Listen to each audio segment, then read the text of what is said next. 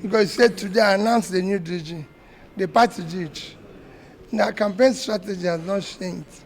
It remains the same thing, trying to say a new Nigeria is possible. We can build a new Nigeria.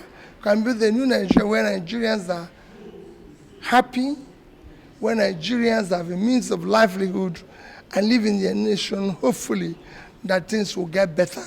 Because hope is what drives every process. Today we have a sense of hopelessness. Like I said earlier, that people live in IDP camp in their country. It shouldn't be. Once they remain in IDP, we're in IDP. And you have seen a series of bad news all over the place. You know, on this month, a young lady who went to work was raped and killed in Jos, capital of one of our states. And on Christmas Day, another one was gunned down in Lagos. And kidnapped and killings and everything is all over the place. So we can't continue this way. Your Excellency, the national chairman talked about your party being under attack. Just how severe is this issue? Well, you can see it. I didn't want to, because the chairman have mentioned it, I didn't want to mention it. We got one of our women leaders in Kaduna was killed in cold blood in her house. Same thing happened to a House member contesting an election in Imo State. And in several other places, you have party members who are campaigning, complaining, and everything. But because it's affecting Nigerians as well, I don't want to isolate it to just Labour Party. It is a problem of our country today that we need to deal with as quickly as possible, where Nigerians can be secure, hopeful, in living in their own country. Your Excellency, I have two questions for you. Number one is that we remember there was a time in this country that a president, a serving president, went outside and called Nigeria inflation. And a lot of persons say that was demarcating Nigeria.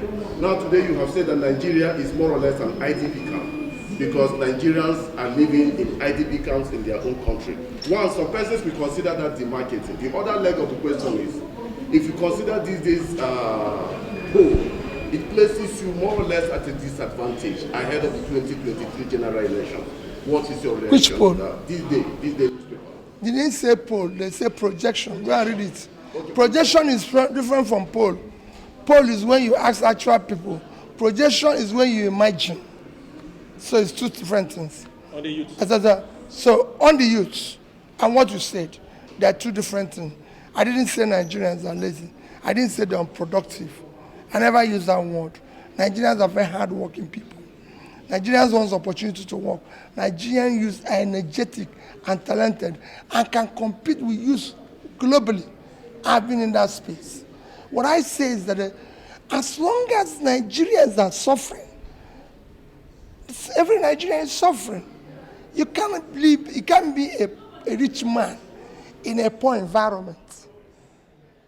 So if somebody, I said, as long as they're home, if they're not in their houses, Nigeria is not in their houses. That's not demarcating. Because I've said it before, as long as there's insecurity in the Northeast, there's insecurity in Nigeria. As long as there's insecurity in the Northwest, there's insecurity in Nigeria. As long as there's insecurity in Southeast, there's insecurity in Nigeria. The same thing.